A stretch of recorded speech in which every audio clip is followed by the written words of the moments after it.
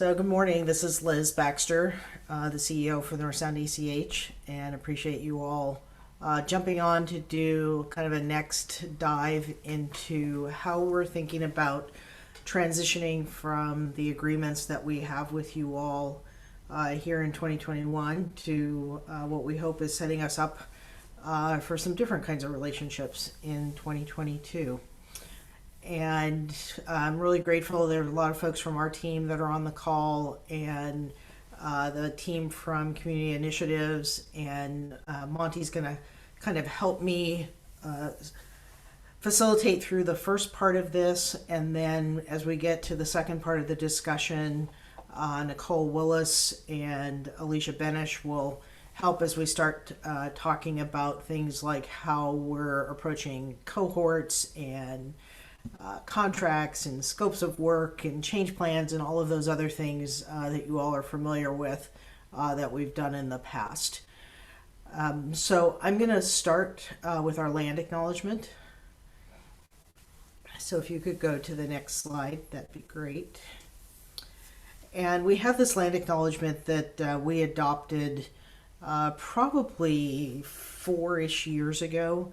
And even this, I think we are ready to do a next iteration of, but it has been something that has grounded us in the knowledge that, we sit on land that traditionally has belonged to the tribes of this Coast Salish people. So we begin by acknowledging with humility that the land where we are today is the territory of the people of the Salish Sea.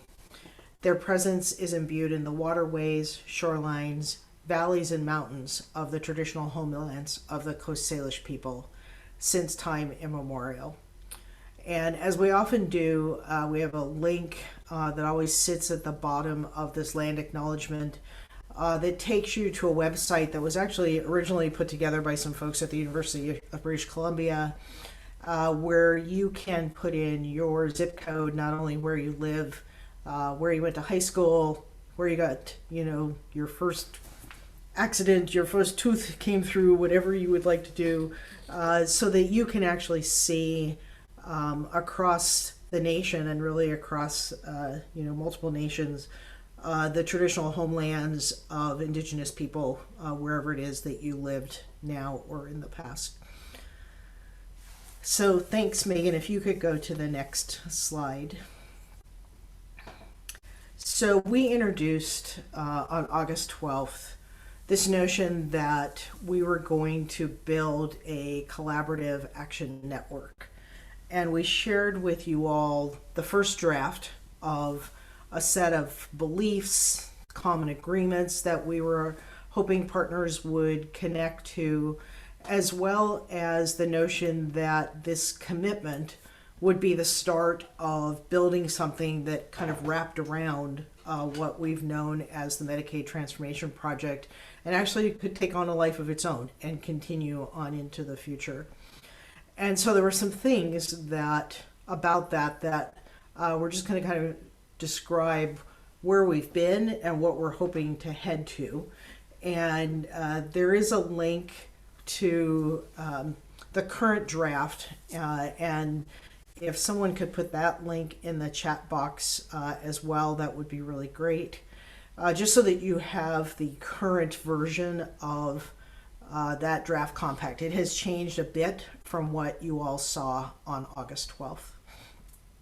And so there was in the Medicaid Transformation Project kind of this emphasis on healthcare improvement. It was focused on kind of disease evidence-based models, looking at health system metrics, and how we could actually get hospitals, public health, other clinical partners to be working to advance some system improvements, specifically around the Medicaid population. And over the last couple of years, and you've seen this evolution in our partner learning sessions, we've really been moving to having an emphasis on equitable well-being, on getting to a place where all people in all places across the region can thrive, so that we can see who's struggling and suffering and actually move very intentionally to a place where all can thrive. If you go to the next slide. And then, you also have seen that we're kind of changing how we think about partnership. And so we have been asking leaders, individuals, and organizations to become engaged. That's part of the kind of exciting part of this draft compact, is that it's not just about those who traditionally have power kind of driving the work, but that individual leaders and banks and grocers and other businesses could also potentially see themselves in this space where they are working together with you all to create a space where folks can feel like they belong, and where we can actually bring our collective assets together to help people in the region thrive. So the shift that we're making, we have this set of contracted providers who, in the end of 2018, signed contracts with us, completed change plans. We have been doing contract monitoring since then. And that has included an incredibly diverse group of organizations, from 5 hospitals, 5 health departments, tribal settings, community-based organizations who've all been working on these Medicaid transformation project focused areas. And what we're shifting to is that individuals and organizations, whether they have contracts with the ACH or not, can actually come together if they're all committed to those kind of aims and beliefs that we've laid out in that draft compact language. And go to the next slide. And so we put that draft together. That draft actually didn't just come out of thin air. We had so much material that has come from you all as you've done your semi-annual reporting, as you've met with the project managers. Our board was engaged in pulling that together, and we had a work group that had been meeting for probably about the last 7 or 8 months to put that draft together. And so we're trying to move from, you have a 3-year contract and there are these very specific things that you will be incentivized to do over that period of time, to actually having the network determining its own priorities and what it is that you all bring to the table, and perhaps coming up with ideas that we have not come up with yet, that the state has not come up with yet, but you've got collective energy and passion and potentially assets that you could take action together. And the ACH can be a bit of a backdrop and a backbone support for some of those activities. Go to the next slide. And so this is, and if you have the draft compact pulled up, this is really just a re-envisioning of that theory of change. Like, what are the areas that we see ourselves focusing on that are going to drive kind of our capacity to support the members of the network who want to be working on things. And so some of this is work that we see ourselves, the ACH, involved with, but it's also work that you all could do. So, we see ourselves, for example, having a role in convening and providing staffing support for data collection and measurement, and how we might create resources that you all can use. But there's nothing that precludes you all from playing those same roles if it is about an area that you happen to have an expertise in, or you've got just so much more knowledge. Rather than us being the broker of your knowledge, you also could potentially play any of these roles. If it's something as specific as, I think of those of you that did the one key question training, and there's not a reason why there isn't somebody within that group who could step up and actually lead whatever the future work might be around reproductive health. And just trying to continue to elevate the energy and the passion and the assets that you all are bringing to the work. Sometimes we will be stepping in, and sometimes we may not need to do that because you already have the resources and the leadership to make that happen. We're going to go to the next slide, and I'm just going to apologize in advance. There's been so many variations of this that, I'm going to say probably 10 people have tried to help visualize this, and I think we're still at about a C+. but it is trying to visualize what does it mean to become part of this network, and do you have to say yes to everything about everything? And so there's kind of two elements of this. One is that the network itself and that set of commitments, that anyone who's willing and has the same beliefs can become part of the network itself.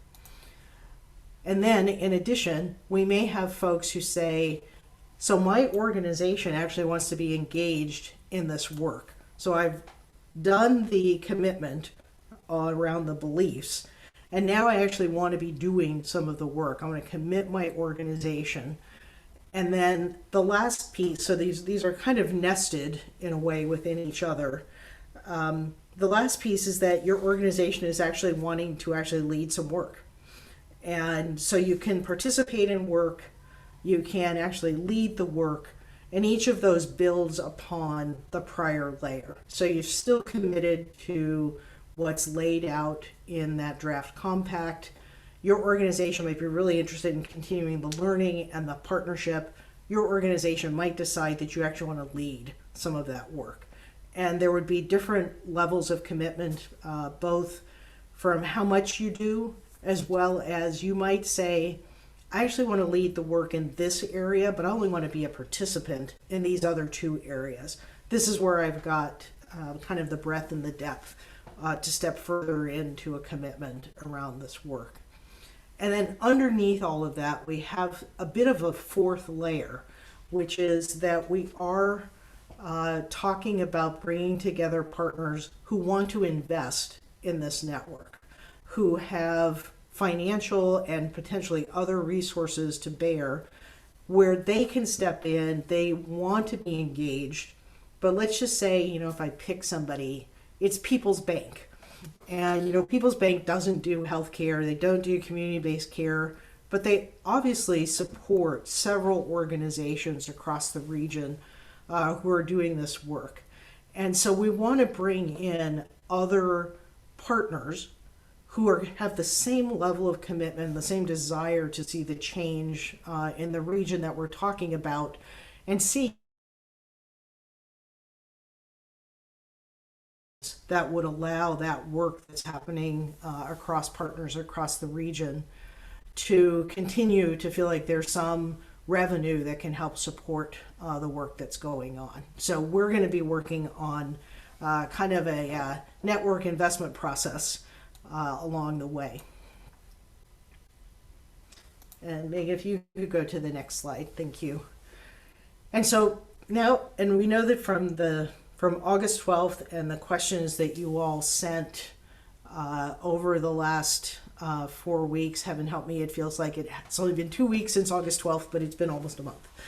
That there were folks who asked us, how can we actually make a commitment until we know what the work is that might be happening? And so the team, really Alicia and Nicole, have been doing this work around what some possible cohorts might look like, what that focus might be. And we're really close to having kind of a draft change plan or scope of work ready for you to look at. But it's going to be different than the one that you currently have on file here, because it's not going to be focused around what the Medicaid program is asking us to focus on. It's going to be focused on the things that you all have told us consistently that you would like to see us put greater emphasis on, and where, I think of some of the questions that Nika has put in, your reporting, like what are the things that you felt you were going to sustain regardless of the end of the Medicaid transformation project. And so just know that the things that you're seeing on this slide are just examples. They are not the totality of what we have in that list of possible cohorts, but you can see a mix of, there are things around care coordination and behavioral health integration that are just so incredibly important to continue forward. But we've also been introduced to the vital conditions for well-being. And so, are we looking at housing? Are we looking at food? Are we looking at some of those other pieces that impact health? We've obviously gotten pulled into a lot, and you have as well, on the impacts of COVID and looking at COVID recovery. So you can see here, like, these are some of the elements that we actually see organizing partners and our work around some of those things. But I could have probably done 2 or 3 slides to highlight what those possible cohorts look like.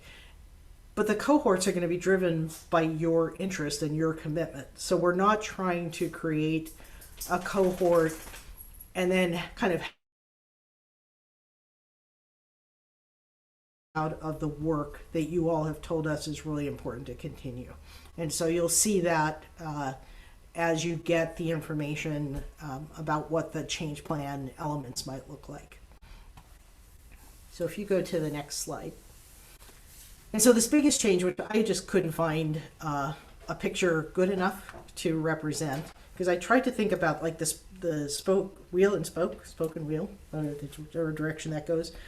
But it's really that we want to change the relationship so that we don't end up here at the ACH, as rich as this has made our team, with 75 organizations who are in partnership and relationship with us. We actually want to take that and create a scenario where you all are in partnership and relationship with each other.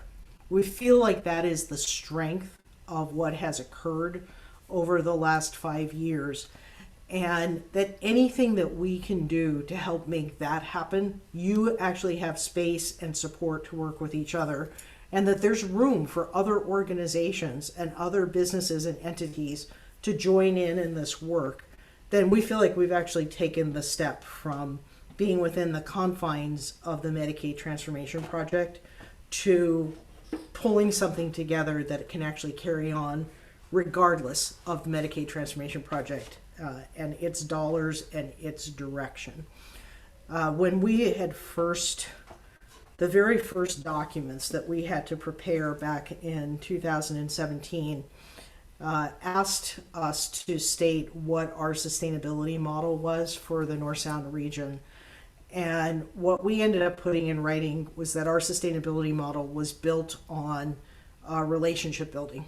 That when the 5-year waiver was done, that if partners had actually entered into relationships with each other and were continuing work in year 6, that was going to be the success. That was going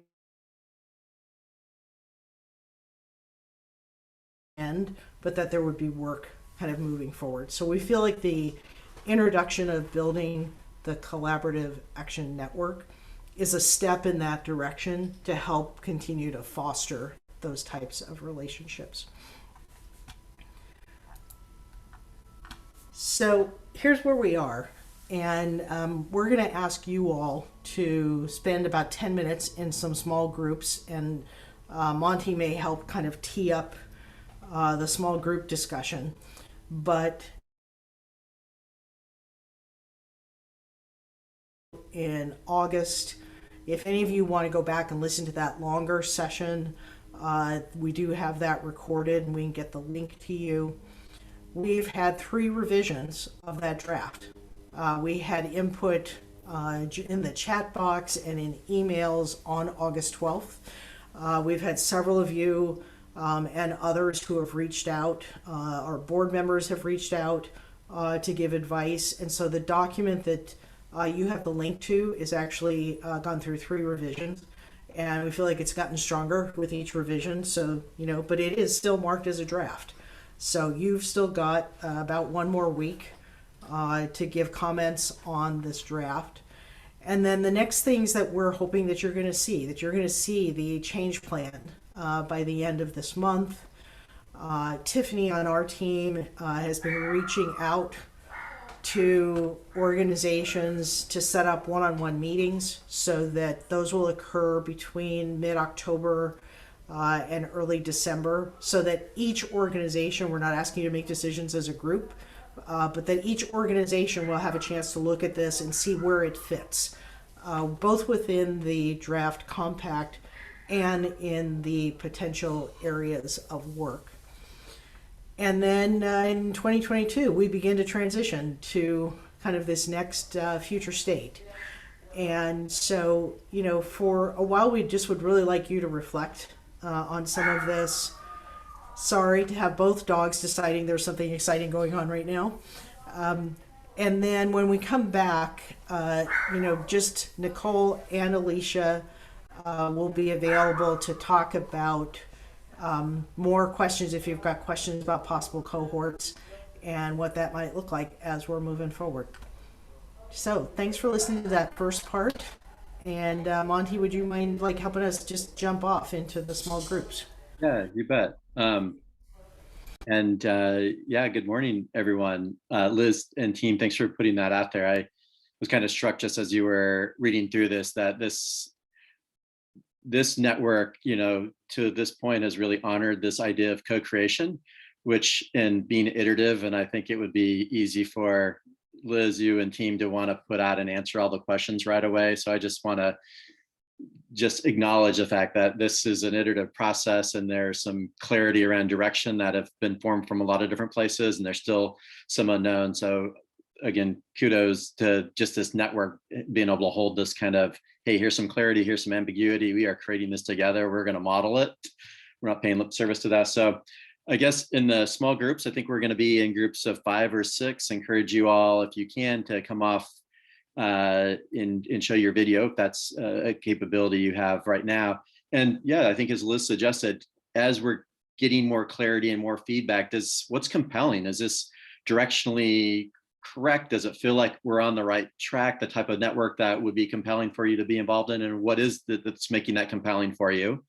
Are there other questions and ideas? And I think this is up to you all, whatever you come up with, but just kind of recognizing that there's going to be some more tactical, some things in the change plan that are still evolving. So it'd be great for you to kind of address the bigger picture a little bit and see what else is bubbling up for you that we can kind of just turn to. And I think Nicole's going to talk a little bit more about the cohorts, and Alicia, if you have some that, yeah, I'd like to put that out there as a potential area of interest I don't see on that list, that's fine. We'll talk a little bit more about that. So what's compelling, what other questions or ideas are coming up for you? And we'll check back with you in about 10 minutes. So thanks, Megan, for putting us in.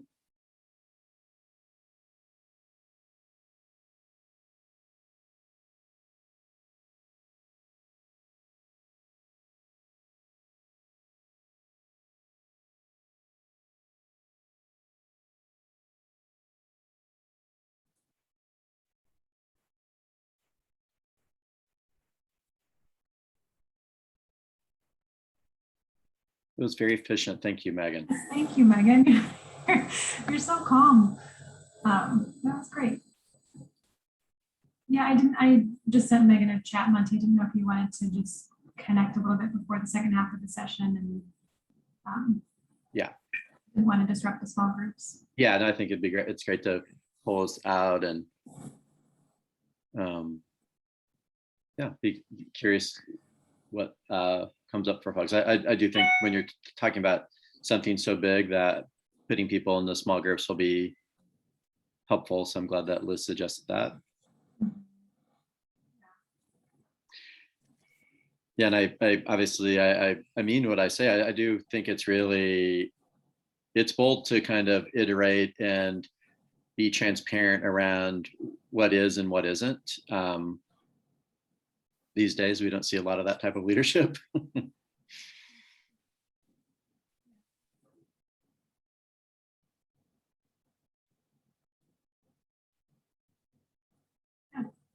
I thought the slides were very clear. I mean, I know that we've talked about it so much, but I do think Liz did a nice job of really laying out the building block pieces. Yeah. I think she made some good edits, don't you think, Stacey, in terms of just simplicity? Yeah, agreed. And as we've seen it in a variety of ways and going sort of in both directions, I do like whatever sort of lands eventually as the members as either the biggest space or holding, the others, or as the starting point, where we've sort of tested that in both directions. So that felt like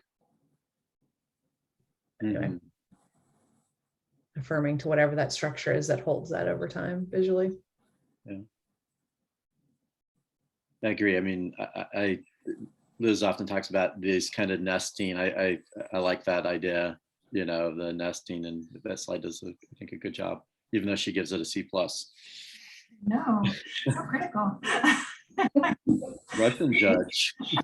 Oh my gosh, not since organic chemistry have I. I'm sure there are others in my life that would perhaps disagree in other forms, but shoot. And I like the other piece about that because it felt like it also hit sort of the deepening of the work. Like Yeah. we had tried to achieve that in two different ways. And I think at least, again, where we are sort of hitting both of those with where she landed. Mm-hmm. I like the vibrancy of, I think, anyway, in a variety of ways, a number of us use the orange kind of sparingly, but I like sort of the signal of that Mm-hmm. as well. I like orange, especially this time of year. It is the right time of year. That reminds me, the 30th of this month is Orange Shirt Day, which I never hear about until it's the date of, and this is the first year that I'm actually hearing about it with time to be ready. But it's in commemoration and acknowledgement of Indigenous youth who have been, missing and murdered Indigenous youth. So yeah, we're an orange shirt at the On end the of the 30th. month. Is that nationwide, or is that I or believe is it Washington? I believe that it's the United States and Canada. I saw somebody Canadian posting about it just this past week. Wow. Okay. The 30th of this month or October, did you say? I'm sorry. I'll look it up and make sure that what I'm saying is actually true. Yeah. Wonder if we want to do something on the Commons or a little piece. Yeah, we could. Yeah, that'd be fun. Make the note. Orange is my stepfather's favorite color, and the way that that expresses itself across many platforms is not always appealing. Clothes, cars, bags, hats. No. So I was off just slightly. It is September 30th. And I think that it started in Canada but has spread to the United States. But it's specifically commemorating the day that Indigenous children were taken away from their families and sent to boarding schools. So it's explicitly talking about that, but is it kind of tracing and following, this arc to today with missing? Yeah. Okay. I watched several of the videos that the Children of the Setting Sun had produced, particularly around girls and young women from tribal communities. Is very heartbreaking and powerful. Yeah, absolutely. And in a year when we've had the physical evidence emerge, for the historical wrongs. Yeah.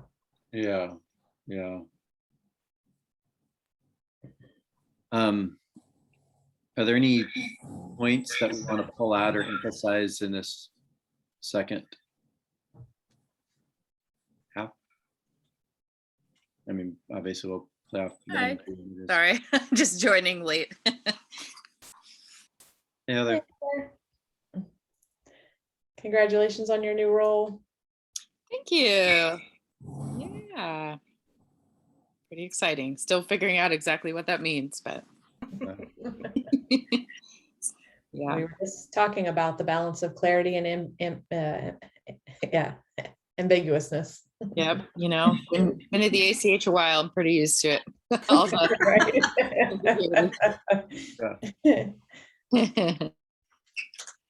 Ambiguity has its strengths and challenges. It does. Definitely gotten good at rolling with the punches. Yeah. So Heather, I forget, do you live in Bellingham? I do, yeah. Yep. And the reason I'm late is because we were just signing our documents for buying a house. Yay. Yeah, we're closing tomorrow, and we're actually moving just 4 blocks away. Okay. Yeah, so very excited, but Yeah. going to be a busy next month or so as we move and paint and all that stuff. Yeah. That's Super congrats. Yeah. Thanks. How are you guys? We're doing pretty well. We were just, I didn't know if you saw the first part of Liz. We were, obviously you didn't, but she did a nice job just kind of laying out, you know, where the network is heading and what's to be coming. And Good. we put folks into small groups so that they can kind of reflect and ask questions of kind of where the network's heading. Great. Yeah. Had you seen the slides?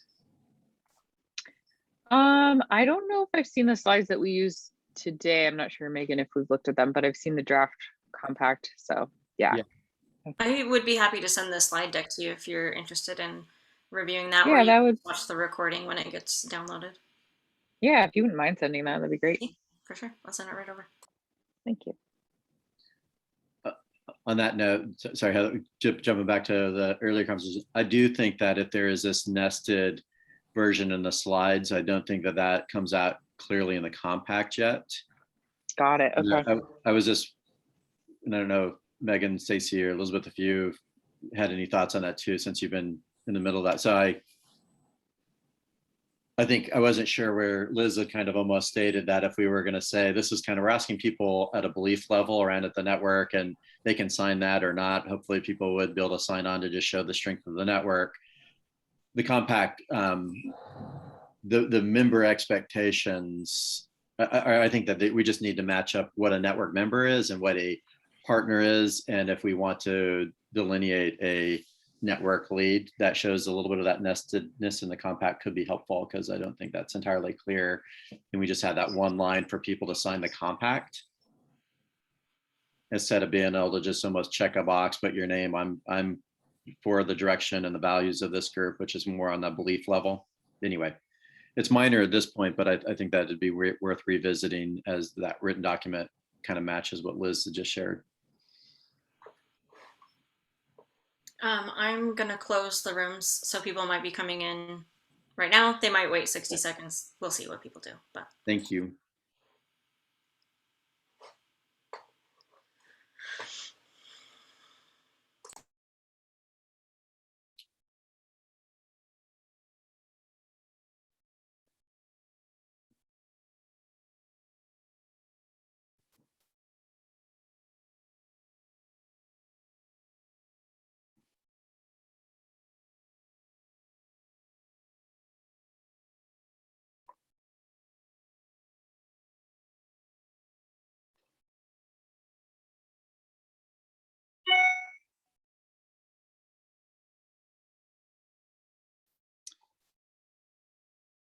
All right, so nice to see lots of faces here. So I know Nicole and Alicia, perhaps you're going to talk a little bit more about the cohorts and some next steps, but figured if let's take a few minutes just to kind of hear what was bubbling up for you. What was, and again, it would be great if folks would come in and voice any ideas, what was compelling, other ideas that were bubbling up, and certainly feel free to also use the chat. So who would be kind enough and bold enough to get us started? I'm always known for one being bold enough. I'll go. Hi, Monty. It's Shannon from Unity Care Northwest, and I was with Tammy from the YMCA and also a number of folks from NSAC. I think, you know, so Tammy and I did most of the talking since we were the only two kind of partners on the call, but Tiffany added some context too. I think for Tammy, what I would say for Tammy and I, and Tammy, you can correct me if I'm wrong, but I think what's compelling is we're really excited about seeing the future state for the first time, really showing specific, you know, things that we're working towards. Like, it was really exciting to see as a board member too on the ACH, is to really see all those conversations about future state and kind of like seeing where that's going. So I think that was really compelling, and what we both felt was really the right directions. And we all felt like we both felt as partners that would be easy for us to get our organizations behind. So that was compelling. I think what's a little bit, causing a bit of anxiety is just that it's still pretty vague. And so, I said, I'm an operations person, right? And so I'm used to like, where's the rubber hit the road? And there's nothing that's very specific yet, right? So that kind of like, what is the ask going to be? What is that going to look like? And yet that's also like Tiffany said, the beauty of it too, is that allowing some flexibility in the partners to determine, what is going to be the biggest impact that they can make in those areas, and not having so much really specific, allowing innovation to kind of take hold. So that was our conversation. Tammy, did I get that right? That was great. Thank you, Shannon.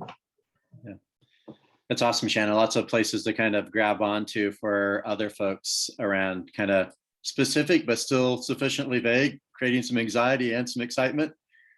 What else bubbled up for folks in small groups? Monty, I'll share. I'm Yuki. I'm with Ideal Option, and I had the benefit of being with all ACH staff, so I did all the talking. So we talked about the space the role that the ACH can have is really creating the space for partners to brainstorm and come together for those aims, but it's really the group that decides and determines what those individual projects can be. And I had an example of how this is happening right now with the Access to Care group that I'm in, of actually just this whole process and how Ideal Option is playing into that, as well as the other ACH partners. So we got to just talk about an example of how that really does look. And then I was just sharing that I'm super excited about the action piece of this and the ability to really execute, as opposed to come together and do a lot of talking and strategy, but not, just implementing things, trying things, changing things, and bringing projects forward. So that's the piece that I'm most excited about. Yeah. Thanks for that, Yuki. Kind of double clicking on where Liz was landing. This really implies a very different shift in the relationship and who's driving the energy and the action and what that means. I'm curious, did you have a quick, succinct way of offering kind of what that looked like? Sure. Working right now? Yeah, so for this our Access to Care group, we were trying to find a quick win. And Ideal Option is part of the HCA's Hub and Spoke. And so we had a free spoke. And after listening and being in the space of the ACH partners and hearing this need, I went to the program manager just to ask, hey, could we do something a little different with this spoke and create an initiative for ACH and our group to use the funds for this particular thing? And they said, yes, we're totally behind it. And so we're funding it. I'm leading it. And then the group is participating and helping to bring things forward. And I have the support of the ACH through Megan to really kind of, I did most of the writing, but she's been helping to communicate and to coordinate some of the pieces internally. So that's just a practical way of seeing this kind of in action. Thanks for that, Yuki. Yeah, it's a really beautiful illustration of what a really distributed network could look like, on a bunch of different fronts. Thank you. What else came out of the small groups? Compelling questions, ideas. Hey, Marco, if you're still on, would you mind sharing your thoughts about the what you shared about individuals being able to join this? Sure. Thanks, Liz. Hopefully my dog doesn't bark in the background. But one of the things I wanted to share, and there he is, was, hey, quiet. One of the things I wanted to share was about how we define leadership is often, we don't really think of individuals in the community as people that have things that have assets or things like, or can contribute to conversations. We often think of leadership as people that are already involved. And so I think this whole idea of including community members who are assets to the communities because they're, you know, they live there, is just another way of thinking about community engagement, both in terms of the folks that we involve. Just because I think, you know, often we think of leadership as organizations that are already out there working, and for a lot of communities that are not often, you know, at the center of conversations, they're performing leaderships in other ways that we might think of traditionally what leadership looks like, right? And so if we think about leadership in different ways that are not the traditional model, we realize that there's folks out there that are already performing a lot of these tasks, and often the folks that are already part of the conversation, I'm gonna include myself. We don't realize that there are other folks that might have something to add that we just might be aware of just because they're not included. So I think this whole idea of including those that are marginalized, sometimes by institutions themselves, I think creates an opportunity to be more inclusive to the work that we do, to best serve those communities that we want to serve, because we're including those folks in the conversations. Great. Thanks, Marco. I appreciated hearing it the first and the second time. Thanks.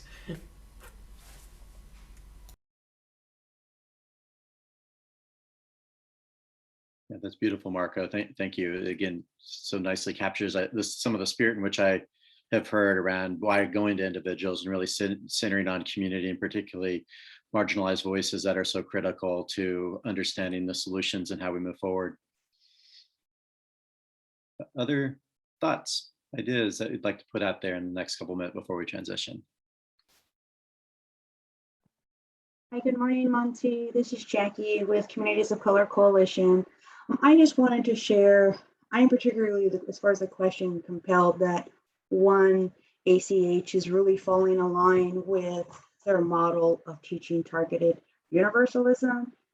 And the framework I see is, you know, when Liz mentioned talking about creating space to allow us as partners to build that rapport, to build the relationship, to strengthen the efforts across our region, is really speaks to a collective impact, right? So moving as a collective and leveraging and getting back to being communal.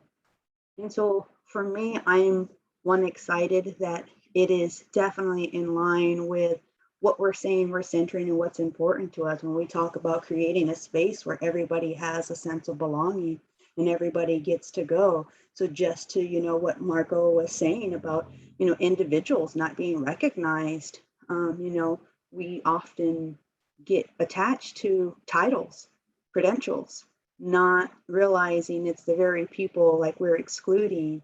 And so we perpetuate harmful behaviors and patterns, and we're moving away from that. I just wanted to share. That's what's coming up for me. Thank you.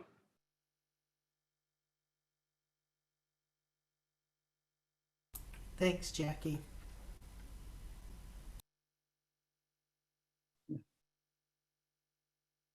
I just wanted to add some really interesting questions that came up in my breakout group, where Melissa, Candace, and Katie were already kind of brainstorming around the cohorts, thinking about what are some community partnerships that a group focused on a particular area may want to tap into collectively. And also, I think there was interest in thinking about, you know, these subjects like behavioral health integration or housing. These are things that our partners have been working on for years, which is why we've listed them as potential cohorts. And so thinking about, you know, what if there's competing priorities or work that's already being done? How would a cohort address that? And we were kind of getting into ideas around how a cohort isn't meant to, you know, have to recreate the work that's already been done, but thinking about where is there momentum that collectively we could build on, or collectively look at if there's already leadership in a particular area, where are there some gaps that group might want to prioritize. So we were just having some really interesting conversations around, you know, I think what next year will look like and how folks sign up for cohorts around particular areas will have kind of some flexibility to determine what specifically they are working on together, and where they can kind of know that if work is already happening, they might just be supporting versus taking that on and leading it outside of, again, the work that's being done.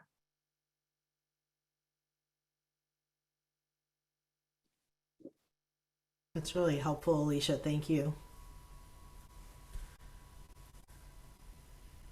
Yeah, if I think of another kind of like from and to, that in the contracts that you all have that are expiring at the end of this year, they were segmented by project. If you're working on chronic disease or care coordination, behavioral health integration, opioids, dental, like they were segmented in a way that if you were an organization that might cross all of those things, and Shannon, I think of some of our early conversations, 3-4 years ago, like, does this mean you're committing to 8 things? Or, like, are those all separate? Or how your organization can best lean in? The prescriptive nature of the toolkit sometimes made it harder because you felt like you were separating things that are more intertwined. And, I think part of what we're looking forward to is seeing how you might elevate one cohort over another cohort based on where your organization is really wanting to lean in on something. And so obviously when it gets to signing things and committing to things on paper, you need the detail. But it's how can we not make the final decisions on those details without you also having a chance to tell us where's the space? Where's the space that you and your team are either already leaning in or already leading, or with some support, you feel like this is a space that you would actually move to. It's a different way of thinking about how we actually capitalize on this amazing wealth of assets that we feel like we've gotten introduced to across the region. And maybe it does just go back to that notion of co-creation, of how we can do that when I think all of us are used to, here's a list and you check these 3 things off the list and then you get paid for those 3 things off the list and you report on those 3 things on the list. I think we really are talking about something that might include that, but is more than that.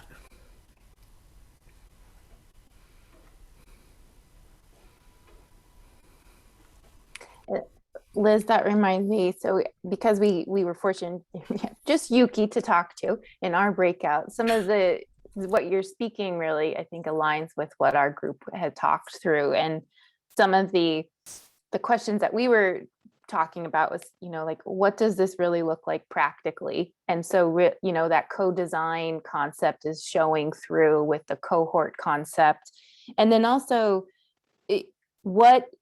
what are the roles then of the different partners? So Yuki being in a position that can take on, because it aligns with another project that's funded that she's working on, or what then is the role for the ACH staff to support some of this? So I think if I reflect back on where we were with the first change plan, which was required to be a bit more scripted under the way we were operating with the Medicaid waiver project, this has transitioned, and I think the other thing that I hope folks are seeing is that we have been pulling a lot of like the cohort ideas, that theory of change, really looking at these are awesome skill sets to do innovation, co-design projects. And then the cohorts are a chance to test out that theory of change. We've been using reporting to inform like where the cohorts are going. And then as Monty mentioned in the beginning, like we don't expect it's not an exhausted list. There could be groups that start earlier than others, but we're really looking to you all to help shape this. And it, so far the feedback we've been getting is we're getting pretty close to being on target, but just so appreciate like that you all are seeing yourselves in that. So that's kind of what our group of Yuki and the ACH staff brought up. And if I could use an example that's surfaced in the last, I'm going to say 3 months, but don't hold me to it because my daytime orientation is totally off. But we have the 5 counties, the 5 health departments, the hospitals, public health, and we did not have a project in the Medicaid transformation project that was focused on workforce. But as you all can imagine, the last 19, 20 months, workforce, which was already a challenge, is like uber a challenge now. And something surfaced in Island County where the ACH helped convene the county, the state, the Department of Health. The teams have been pulling together long-term care facilities, and because there was a need that got surfaced by a partner that needed to occur. And I think the other place that I just see some opportunity, rather than us prescribing what we're going to do for the next 2 years or 3 years or 5 years, these cohorts might surface something compelling that needs to be addressed, needs support. And so how do we create space for, again, those leaders across the region, individuals and organizations, to tell us this is what we need to find support to work in? And we've got 70% of it or 80% of it, and maybe you'll have 100% of it, I don't know. But there just hasn't been space before for partners to elevate an area of concern and need and to tell us, and we've got 7 partners who are willing to work on this. I mean, I think that's kind of the flipping of the lid that I see occurring, is that you all can drive some of that direction. And our job then is to go out and try and find the support to help make that happen. That's really different than us saying, we have $10, will you do $9 worth of work because we're going to keep $1, and telling you what the work is. I think we want to see just some collaborative and collegial way of learning from what you know, because there's so much that you know that we don't know. There's things we know that we can share, but it just feels like so much of it is what you know out in community and on the ground. And that does make it ambiguous. And I wish I could think of another word to describe it. Maybe I'm going to change ambiguous to it's fertile ground. There's a lot that we can do to, I'm going to go in my gardening mode, to till the ground, to amend the soil, but you all get to plant whatever it is that's going to grow. And I just think that that's what I'm hoping is the nature of the work and how we can build it looking forward. So Liz, listening to you, a question that comes up then is, what's the filter, and how do we all decide what does go forward? And I'm going to say funded, because that's a lot of times what the ACH is going to provide is, what's the criteria to be supported? Yeah, and Yuki, it's a great question. We've actually had one area, and I might use them as an example for 2 reasons. Amanda on our team has been staffing an oral health local impact network. And when we were first deciding which projects we were going to do in the Medicaid transformation project, what do you call that when it becomes like a repeating theme? Kind of the repeating theme that was occurring around the state is that the ACHs would probably do 6 of the projects, but we wouldn't probably select reproductive and maternal child health and oral health because they didn't earn us enough money. If we met the metrics, those things didn't earn us enough money.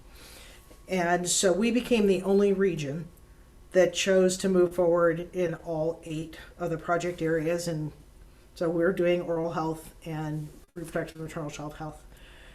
What that gained for us was a partnership with the Arcora Foundation, formerly the Delta Dental Foundation. And they said, can you staff organizing a group of partners who who actually make that criteria and make those selection decisions themselves and make decisions about how money gets shared across partners. And so that foundation added money to our pot to pay for part of a staff person and to fund innovations that were occurring among oral health providers across the region. And we didn't set the criteria. The steering committee that came together around that focus area set the criteria. They actually made the decisions, they recommended things, and the ACH was the convener, the facilitator, the tracker of records and decisions. And when they would tell us we want to send money to, communities and schools in Whatcom and Skagit, we would process the check. And it could be that there are some areas where we need to play more of a role in setting criteria. But I think that Oral Health Local Impact Network has given us some learnings of how cohorts might actually make recommendations and decisions and set criteria themselves. And, I think that's going to be really fascinating, and it just may vary from cohort to cohort. So I'd like to think we can pull from you what should the criteria be. We can help operationalize it. But I actually think that you all know most of what needs to happen and how things should be set.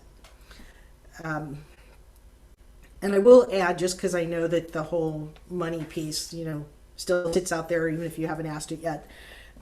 There's two things that the ACH did back in 2018. First was that the board just, and there's so much I love about this board. And in my career, I haven't always said that about boards that I report to, but this is an awesome board. And they made a decision that 10% of every dollar the ACH earned would be put in what we're calling a community resilience fund. And so we actually have a fund that has been growing over the Medicaid Transformation Project years that we want to leverage to actually invest in these upstream important issues that you see in the compact. And so we have some funds, and the Healthcare Authority is now at a point where they see support of the ACH and the ACH infrastructure as a longer term journey beyond the Medicaid Transformation Project. So we anticipate continuing to have funds to share with partners. It's really how we do that and what do we support that we're looking for partners to help us with some of those decisions. Does that help, Yuki? Yes, that's great. Thank you.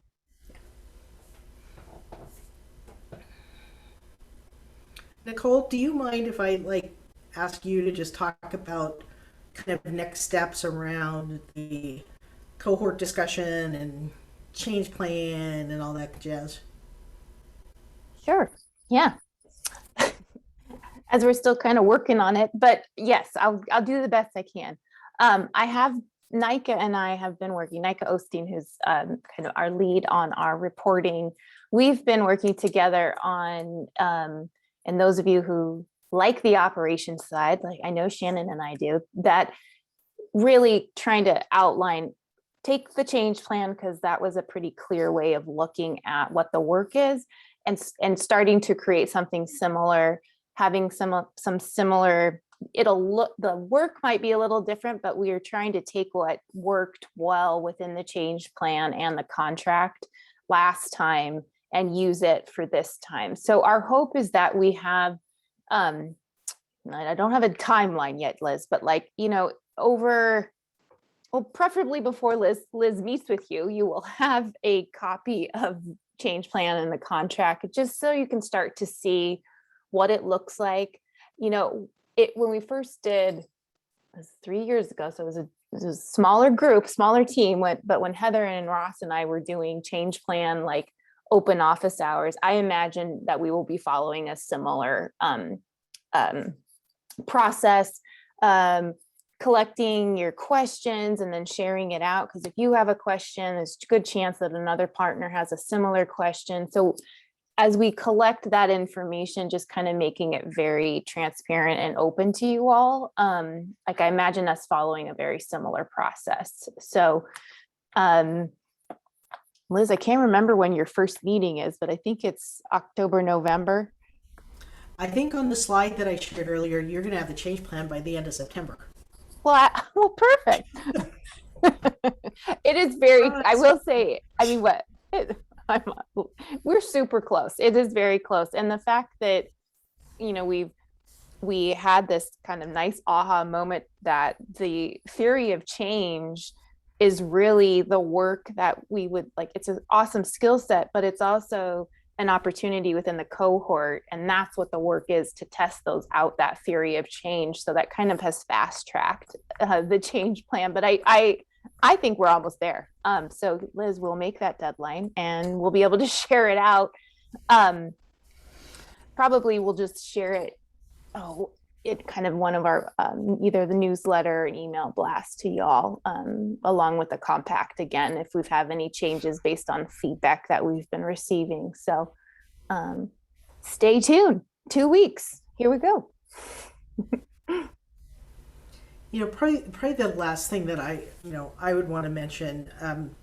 So we do have a list of possible cohorts, and again, Nicole and Mike, I don't know if you remember if it's like 16 long. It's got kind of a starting list, and I think what our ideal is that that's probably what will show up. But it's not exhaustive and exclusive. So it could be that in 2022, June and November, another cohort emerges. And so just trying to actually create space where we start with agreements about what is known, but we want to leave space that as new partners come into the network, new work might emerge as well. And so how can we create those kinds of agreements that don't result in, oh, now I need to redo my contract? And so we have been somewhat trying to not tie the collective action network inside of a contract box. And I'm not sure we totally have the answer on that yet, but we're just not trying to have your contracts be something that are so cumbersome that if the work changes, you're necessarily thinking like that means I have to change this contract. So that's the piece that we're working on over the next month. And when we do those one-on-one meetings, you'll hear about that. And I always come back to the notion the Medicaid Transformation Project had 5 objectives. They're in the special terms and conditions. They're in the contract between CMS and the Healthcare Authority. They're in our contract. And one of those 5 objectives was to advance equity and reduce disparities. And there in 5 years was not one thing the ACHs were held accountable to in terms of that 5th objective. We chose to do this focus on the tribal and equity learning, to emphasize some things in the change plan that weren't required elsewhere. And I think this compact is coming out of what we've learned about that commitment to equity. And we'd like to be the region that says we're gonna make this real. The board has had the conversations, our team has had the conversations, partners have had the conversations. We think there's something incredibly compelling around organizing ourselves around equitable well-being, but just know that we're not doing this because we're required to do it. We're doing it because you all have told us this is an organizing piece that you'd like to learn about, continue to lean into, find ways to try things, to sometimes fail in front of each other. And, we're not expecting everyone to be stellar stars. We just want to be getting better every day because this is important work.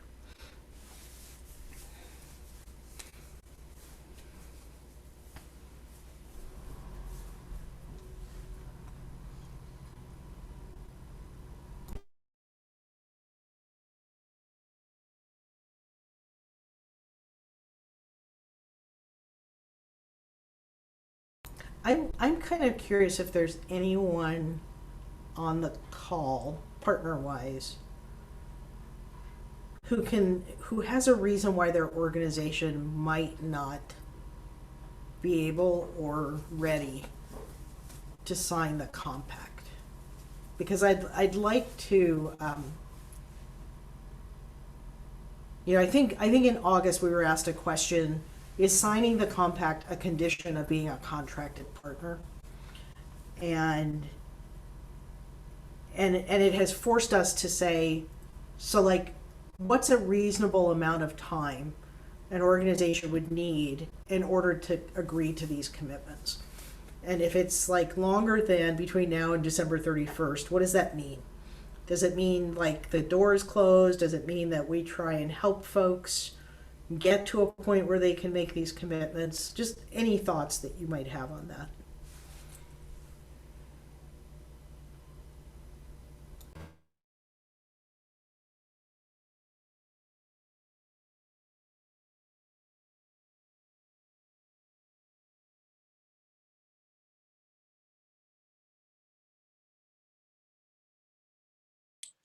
Liz, I can share something I heard in my breakout group. I met with Island County Human Services, and they shared just the real impacts, continued impacts of COVID, and stretching their staff really thin makes it hard to think about prioritizing these bigger structural issues while the day-to-day is so overwhelming. But as that conversation developed, it was also, Teresa said, we can't say we're going to wait till focus on equity till COVID is over. Like, those things need to happen simultaneously. So it was kind of this both and of the system stuff is important. We're really strapped day to day, but there's also a desire to see the systems work move forward and play some role in helping to do that.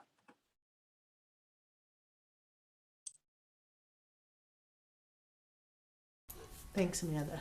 Liz, I would say the same thing, for us is that I think when I read through all of it, there's not one thing I have concern like about from a philosophical or a, directionally or anything like that.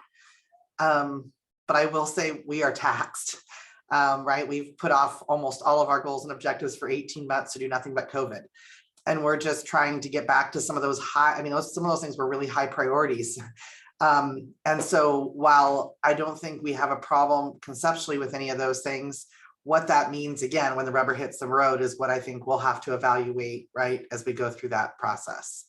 I think we'd like to be part of it. I think to what extent and what that means, well, I think we'll have a lot more clarity as we get the change plan and as we have the one-on-ones with actual NSAC staff and can chat through that will probably make me feel a lot better. Thanks, Shannon.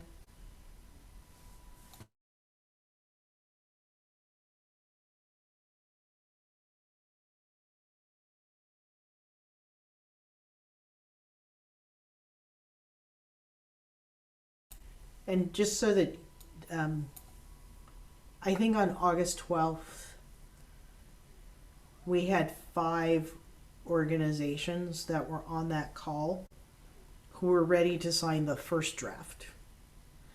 So we're not starting at 0. We're at a minimum starting at 5. And, again, this is an adventure and potentially, a learning experience for us as well as to how we launch into a network that's actually built on the things that we've said we believe. And, I think somewhere in the next day or so, Meg Stevenson on our team is going to share the poem that Candace read on August 11th because she gave us permission to do that. And, there are just like days when I just think of her words of don't just talk about doing something, but do something. And so, it's going to be interesting for us. But, I think, Shannon, to your point, like if an organization, if a partner says to us, we can only sign on to the commitments and we can't do anything in the change plan. Like we just can't take on a task in 2022.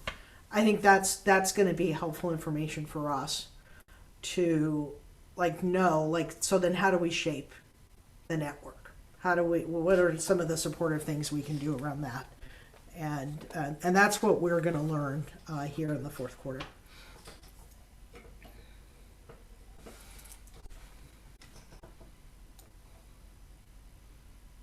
So, Nicole, do you have anything else you want to share before we hang up? And Monty, any closing thoughts you might have?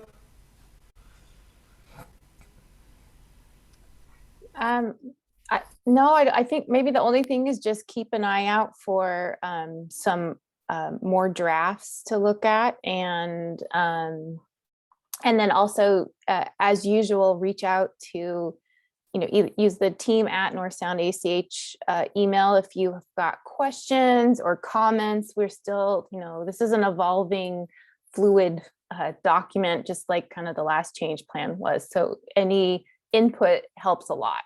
And yeah, that's all I would share. Mm-hmm. I just maybe to state a couple obvious, it sounds like, this is really affirmation of this co-created process that continues being on the right path, which I think is great. And this team's ability to really hold that space of ambiguity as you move to fertile ground. And I think our CI team has really observed what is it that is going to be airtight enough, not perfectly airtight, so that you can kind of put this into the river. You all talked a lot about, the emergent and creating that, what's that first vehicle, the first canoe, the set of canoes, the fleet of canoes that would allow you in 2022. And it feels like after the couple things that need to happen over the rest of this fall, you all will be in a position to kind of start to test this out and evolve it over time. So it seems very promising. Great. Well, as always, Monty, appreciate you and your team, and Stacy and Elizabeth for all the help that you're always putting in with us. So more to come, I guess, for those of you on the call, and we'll let you get back to your day. But just thanks for taking the time to be on this call with us. Have an awesome day. Thanks, Liz. Thanks, everybody. Bye. Bye. Bye.